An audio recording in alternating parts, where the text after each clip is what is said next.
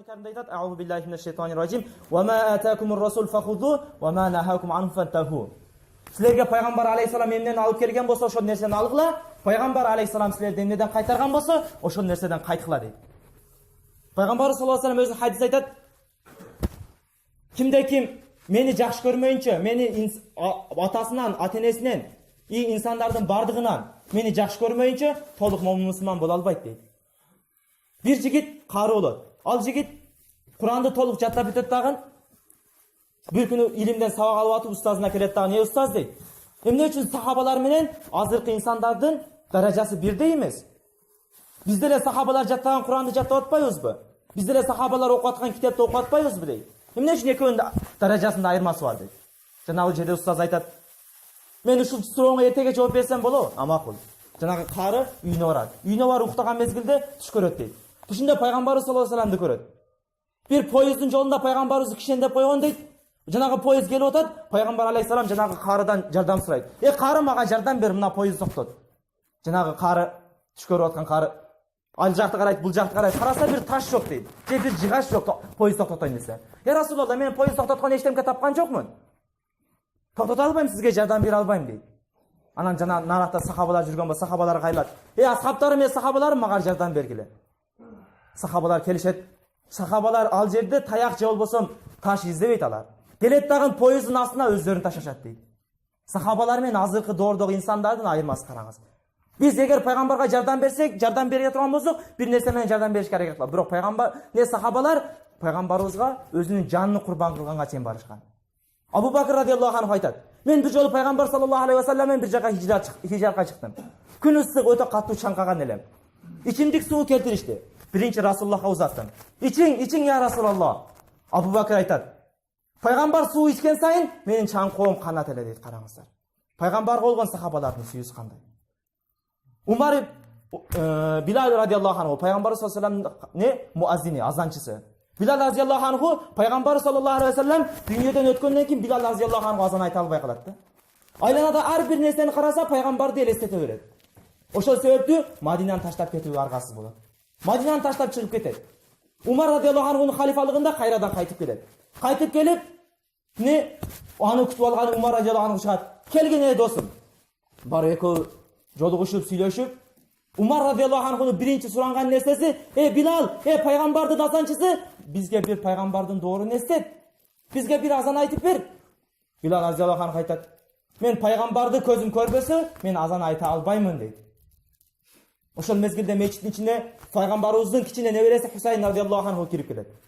Аны көргөн Билал радиаллаху анху ыйлап жиберет. Себеби Хусайн радиаллаху анхунун нурлуу жүзүнөн пайгамбардын элеси бар эле да. Хусайн радиаллаху анху дагы Билалдан биринчи сураган нерсеси: "Билал, пайгамбардын азанчысы, бизге бир пайгамбардын доорун эстет. Бизге бир азан айтып бер." Жанагы жерде Билал радиаллаху анху ал суранычты кайтара албай калат. Бийик үнү менен азан айта баштайт: "Аллаху акбар, Аллаху акбар." Ал үнү укканда Мадина эли бардыгы ызага келип, жаш кары, аксакал, керек болсо жаш балдар дагы бардыгы мечитке карай жөнөшөт дейт. Бардыгы ыйлаган: "Пайгамбар келдиби? Пайгамбар тирилдиби?" деп. Ошол мезгилде Билал радиаллаху анху ошол сахабалардын курсанчылыгын, кубанычын көрүп, өзүн жоготуп ыйлап жиберет. Өзүн жоготуп коет. Ошондой эле Пайгамбар саллаллаху алейхи вассалам бир күнү сахабалардын алдына туруп: "Мен үммөтүмдү, мен бир туугандарымды сагындым" дейт. Сахабалар сурашты: "Я Расулалла, биз сиздин бир туугандарыңыз эмеспизби?" Пайгамбар саллаллаху алейхи вассалам айтат: "Жок, силер менин сахабаларымсыңар. Менин бир туугандарым менден кийин келишет. Алар мага көрбөй туруп ыйман келтиришет" дейт. "Мен ошол бир туугандарды сагындым" дейт. Пайгамбар саллаллаху алейхи вассалам сиз менен бизди айтып атат. Биз пайгамбарга көрбөй туруп ыйман келтирдик. Пайгамбарыбыз бир күнү жаш балдар менен, жаш баласы Ибрахим радиаллаху анху көчөдө ойноп жүргөн мезгилде Жабраил амин фериште келет. Фериште келип: "Я Расулалла, Азраил алейхиссалам сенин уулуңду күтүп жатат" дейт. Баласын чакырат. Үйүнө келген мезгилде караса, Азраил алейхиссалам турган болот. Жанагы жерде Жабраил алейхиссалам айтат: "Мухаммад саллаллаху алейхи вассалам, сенде эки тандоо бар. Же үммөтүм дейсиң, же балаң дейсиң" дейт. Ошол учурда Пайгамбар саллаллаху алейхи вассалам: "Сиз менен бизди көргөн эмес эле, сиз менен бизди билген эмес эле, бирок ошол жерде балам дебейт. Ошол жерде үммөтүм деп баласынан кечет." Караңыз. Пайгамбар саллаллаху алейхи ва саллям сиз менен биздин келечегибиз, сиз менен биздин ибадатыбыз ушундай бир жакшы жашоодо жашаштыгыбыз үчүн канча мээнет кылып кетти. Канча бир ыйлап, түндөрү уйкусуз өтөт эле. Буттарынан тамандарынан кандар агат эле. Бирок, я Аллахым, булар билишпейт. Буларга хидаят бер, туура жол бер деп ыйлап, дуа кылып чыгат эле. Бирок сиз менен биз пайгамбар үчүн эмне кылып атабыз? Пайгамбар үчүн деги эмне кыла алдыңыз? Сиз үчүн пайгамбар алейхиссалам өзүнүн уулунан кечти. А биз болсо озубузга алганыбыз нас, озубузга алганыбыз сигарет, озубузга алганыбыз арак, сүйлөгөнүбүз уят сөз, жаман сөз. Пайгамбар саллаллаху алейхи ва саллям уулунан кечти. Бирок сиз менен биз бир аз убактыбызды пайгамбар үчүн арнай албайбыз.